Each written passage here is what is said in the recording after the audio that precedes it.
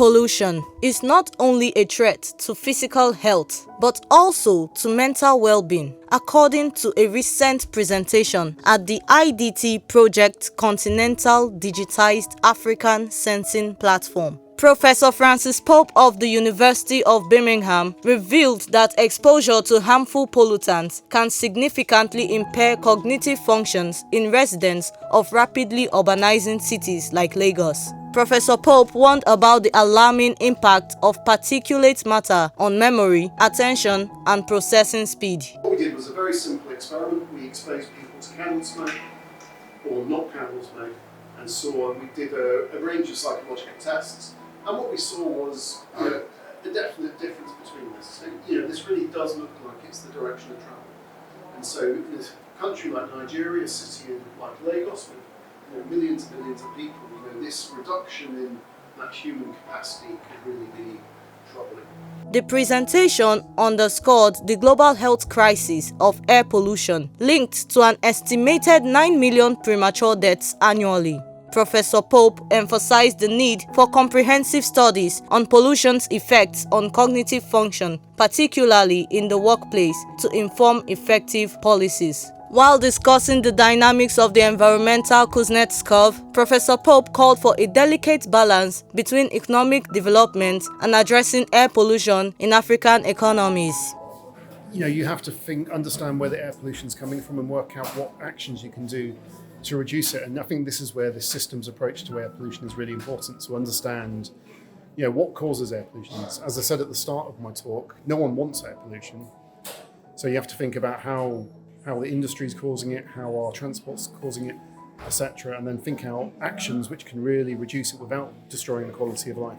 So it's not an easy question to answer, but it's possible. The event also highlighted the critical role of accurate air quality data in addressing these issues. Affordable, local air quality sensors capable of providing real-time pollution data were presented as a potential game changer. Dr. Cosmos Wemega from Ghana's University of Energy and Natural Resources emphasized the importance of interpreting sensor data for developing effective air pollution management strategies. The data that we mostly get from the sensors are just numbers that we see. But first of all, they will have to be processed to understand what the numbers mean. So we used some packages like R and Python to make meaning of the data. And once we get the data, we will be able to understand on each day, each month, or some specific years what the pollution looks like. And then based on that, we will look at what kind of policies that we can apply to them. So for example, if you have a sensor close by within a school, and then it is showing high levels of pollution, and then you check the time and probably is around 10 a.m. going, then you will now look at what is actually causing the pollution to be high.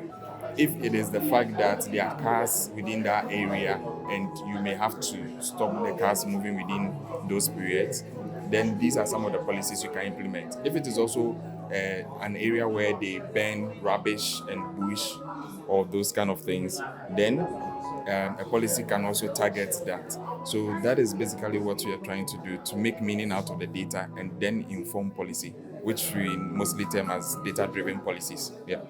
These sensors not only provide valuable data, but also raise public awareness about air pollution. By fostering localized pollution information, they can drive improved urban planning and community engagement. Government agencies like LOMA, LASEPA, and LAMATA participated in the event to learn how to implement the research findings in their respective agencies. The meeting concluded with a call for collaboration among governments, researchers, and local communities to develop a region-specific air pollution management framework for West Africa and Nigeria.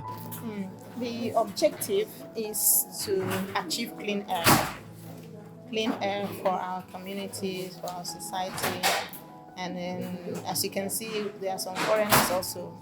Clean air, not only for our country, for other regions, African region and other places. So as you see, this particular activity is a city-focused, targeted training for stakeholders.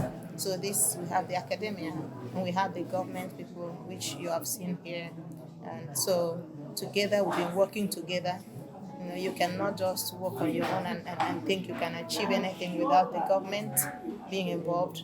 Even if we carry along the community, but government has to do something about policy to control those things and to be able to, for us to achieve what we're aiming at achieving, clean air for everyone. By addressing the air quality crisis with data-driven, community-focused solutions, these regions can better protect public health and create healthier, sustainable urban environments. Chukwudimma Isnulo reporting for Unilag TV.